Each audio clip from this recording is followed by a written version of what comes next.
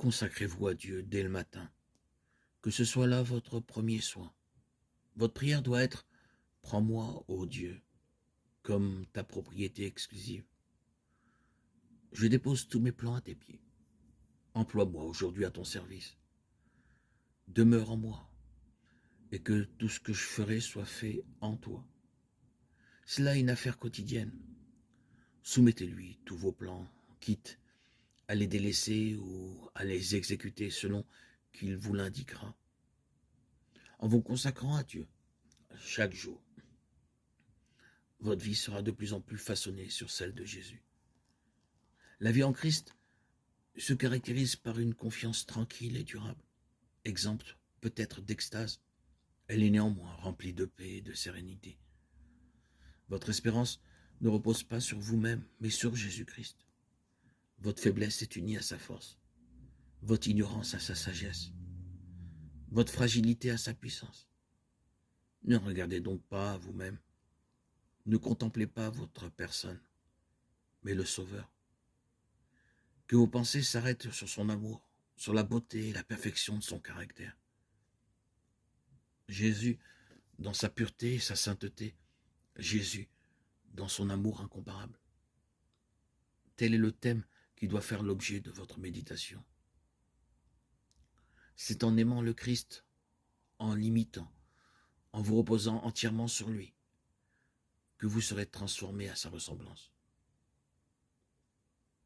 Le Sauveur nous dit « Demeurez en moi ». Ces paroles expriment l'idée de repos, de stabilité, de confiance. Jésus nous adresse aussi cette invitation « Venez à moi, et je vous donnerai du repos ». Matthieu 11, 28. Le psalmiste exprime la même pensée. Garde le silence devant l'Éternel et espère en lui. Et Ésaïe nous donne cette assurance. C'est dans la tranquillité et le repos que sera votre salut.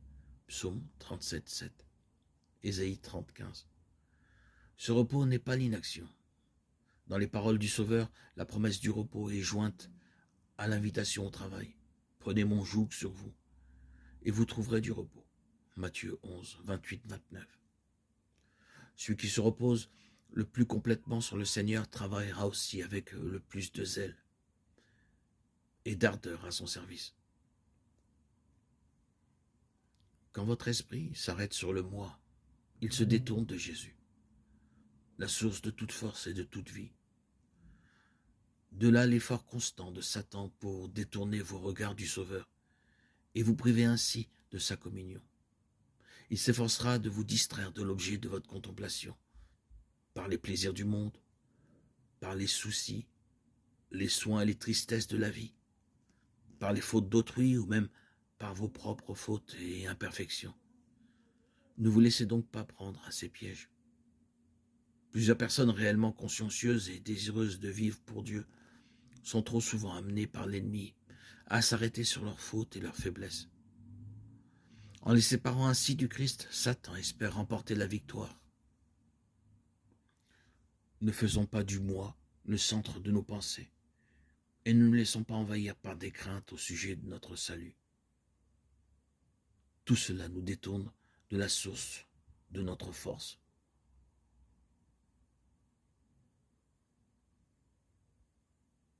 Remettez à Dieu la garde de votre âme et placez en lui votre confiance.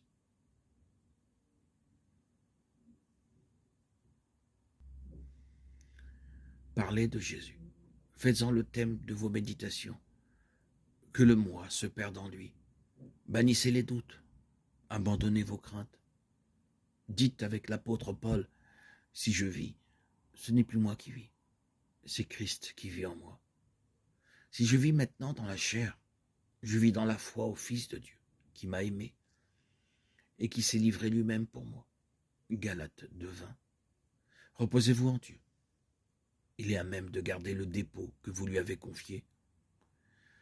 Si vous voulez vous remettre entre ses mains,